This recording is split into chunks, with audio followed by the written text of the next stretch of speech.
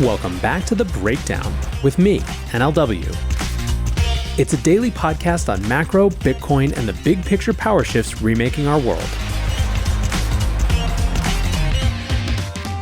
What's going on, guys? It is Saturday, December 23rd, and today we are doing some end-of-year prediction type coverage, reading some interesting thoughts, and speculating upon them.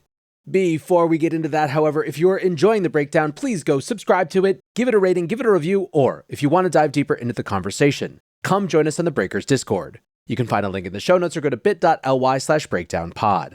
Hello, friends. Well, today, even though it's a Saturday, we're actually doing basically a long read Sunday, just a day ahead. Tomorrow, we're doing another one, and this is all kind of part of end-of-year coverage. Obviously, right now, news has slowed to a trickle, outside of Elizabeth Warren being Elizabeth Warren. But there's tons and tons of interesting, thoughtful analysis on the past and the future. We start today reading a piece by Amanda Cassatt, one of crypto's best-known marketers, the head of Serotonin, who wrote a piece called How Asia Drives the Next Crypto Bull Market. Amanda writes, with substantial developer communities, flourishing Web3 scenes, and a head start in SocialFi, Asia's blockchain hotspots are primed to lead the next cycle of crypto adoption. We have arrived at the start of the next bull market. If history is our guide, these cycles are powered by multiple factors, including Bitcoin's halving event, shifts in macroeconomic landscapes around US elections, and Federal Reserve interest rates, as well as the advent of new Web3 and DeFi innovations. Yield farming, for instance, was a significant innovation that fueled the previous cycle.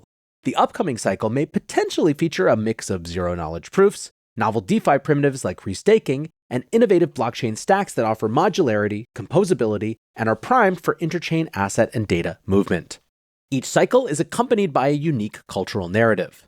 The last cycle was dominated by art NFTs, sparked by Beeple's $69 million sale at Christie's, and further fueled by the PFP craze and the fine arts use case growing with proponents at the scale of Sotheby's and Pace Gallery. The present cycle, predictions suggest, will be molded by the SocialFi narrative as platforms like Friend.tech have already set the stage. Institutional and regulatory narratives, too, play a crucial role. The last cycle saw MicroStrategy's Michael Saylor introducing Bitcoin to the corporate balance sheet, while this cycle is marked by traditional financial institutions and fintech giants applying for crypto ETFs and launching stablecoins. On the regulatory front, the US is still wrestling with crypto regulations, causing many projects to market their new crypto products outside the US.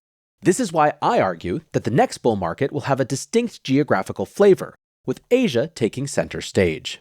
The enthusiasm for crypto in Asia is hard to miss. A stark contrast was visible between less vibrant fall conferences in the States and the buzzing scenes at Korea Blockchain Week and Token 2049 in Singapore. Cities like Bangkok, Ho Chi Minh City, Jakarta, Manila, Kuala Lumpur, not to mention a handful of large Indian cities, are home to substantial developer communities and flourishing Web3 scenes, bolstered by government support and enterprise adoption. The thriving environment at Token 2049 in Singapore, the real capital being deployed by APAC investors into crypto projects, and the increasing appetite for NFTs collectively suggest a region primed to drive the next bull market. While Asian governments vie for the top spot as a crypto hub, the US seems to discourage its crypto entrepreneurs. As a result, marketing campaigns are excluding the US, businesses are expanding in Asia, Europe, and the Middle East to cater to growing demand, and entrepreneurs are relocating to jurisdictions with a friendlier regulatory environment.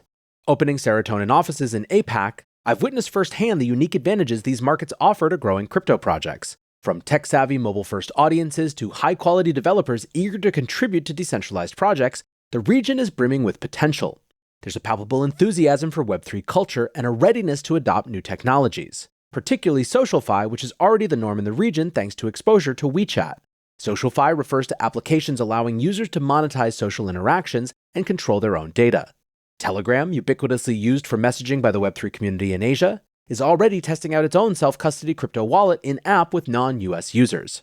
Combining this with the regulatory friendliness of places like Hong Kong and Singapore, we are looking at a potentially explosive crypto boom.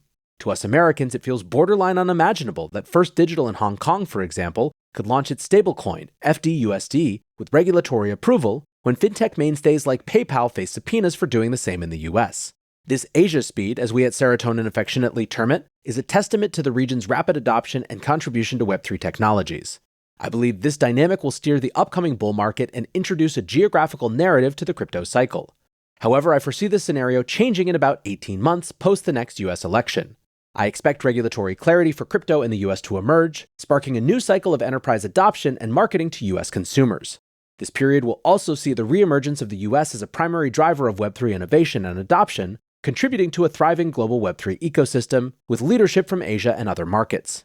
All things considered, the crypto world is set for a more diverse and dynamic era driven by various global forces, with Asia leading the charge in the imminent bull cycle. So a ton that's really interesting to dig into here. First of all, let's talk about the reaction of different regions to everything that happened in 2022. Undeniably, the reaction to the failures of Luna and Celsius and FTX were taken the hardest here in the United States.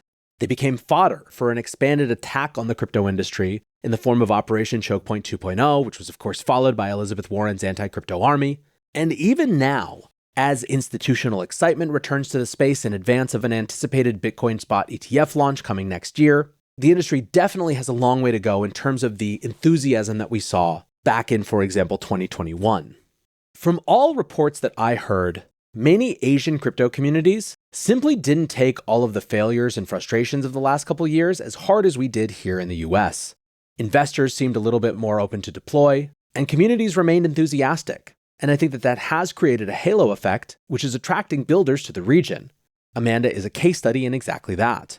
Now, when it comes to regulatory clarity, the biggest boon in that region is, of course, the reemergence of Hong Kong as a viable space for crypto projects.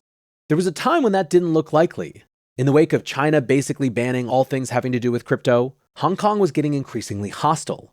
Indeed, coming up to the end of 2022, it was anticipated that the city-state was going to announce some pretty serious restrictions, particularly around the way that retail customers could interact with crypto assets. When those announcements came, they were much more pro-crypto and much more favorable than people had anticipated. Now, part of that, the speculation goes, might be that as the US was starting to clamp down on crypto, China was reevaluating its position, given what it might have seen as a new market opportunity. The evidence for that sort of shift or thinking was found in the fact that Chinese officials were showing up at Hong Kong Web3 meetups and interacting positively with the community there. Hong Kong in many ways plays a role of China's economic bridge to the rest of the world, allowing China to retain full control the way that it wants to on its home shores, but being a little looser in a market that's right nearby. And so in some ways, people are viewing Hong Kong as a bellwether for China's larger attitude.